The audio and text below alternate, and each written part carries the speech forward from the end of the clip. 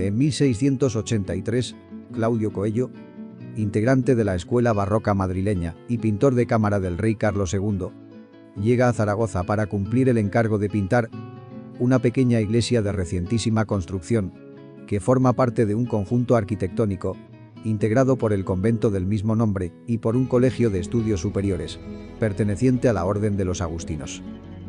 Se trata de la iglesia de Santo Tomás de Villanueva, ubicada en La Mantería, barrio así llamado por ser el lugar en el que desarrolla su trabajo el gremio de los manteros. A los 41 años de edad, Claudio se encuentra en plena madurez personal y artística, en condiciones de asumir el reto de pintar en su totalidad el templo zaragozano, desde el zócalo hasta la más elevada de sus cúpulas.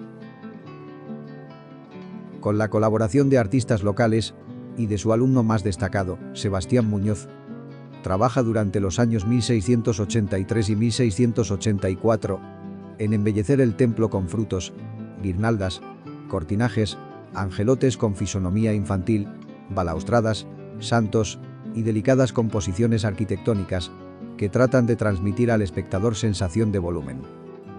Entre tanta efusión de color, no resulta complicado identificar lo que pintan uno y otro artista. La ascensión a los cielos de Santo Tomás de Villanueva y las restantes imágenes de la cúpula central y de los lunetos son fruto de la inspiración del maestro. Como también lo son las recreaciones de los santos Patricio, Fulgencio, Alipio y Simpliciano.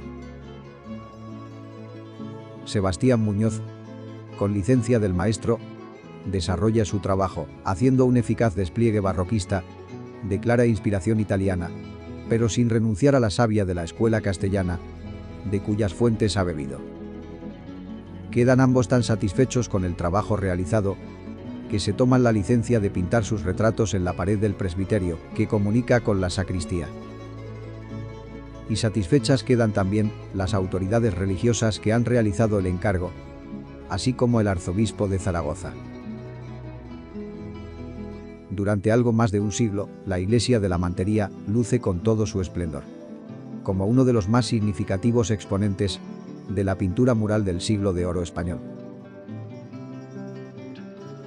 El declive comienza con la Guerra de la Independencia y se agudiza dramáticamente durante las desamortizaciones del Trienio Liberal y de Mendizábal. El colegio colindante es destinado a usos militares, aunque durante años se utiliza como almacén y posteriormente como correccional de mujeres.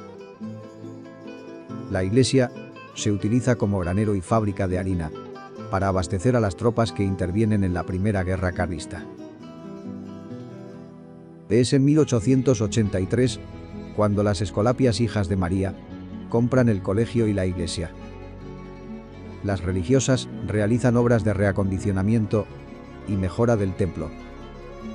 En un momento dado, cubren con un enlucido de pintura uniforme las paredes de la iglesia hasta la cornisa, desapareciendo de este modo lo que pudiera quedar de los murales de Coello y Muñoz. En 1950, se inicia, por parte del Estado, una lamentable restauración de las pinturas, que concluye en 1955. A partir de 1987, es el Gobierno de Aragón quien acomete reformas estructurales que culminan con la constitución de una escuela-taller, integrada por licenciadas en las Facultades de Bellas Artes y una licenciada en Química Analítica. El 31 de mayo de 2001, se derrumba una parte de la cúpula del lado del Evangelio, resultando heridas 2 personas que trabajan en la restauración. Poco se ha hecho desde entonces, a pesar de que el templo tiene la consideración de monumento nacional y bien de interés cultural. A día de hoy, continúa degradándose una de las obras cumbres del barroco español, realizada por un magnífico muralista y autor de lienzos únicos, como es Claudio Coello.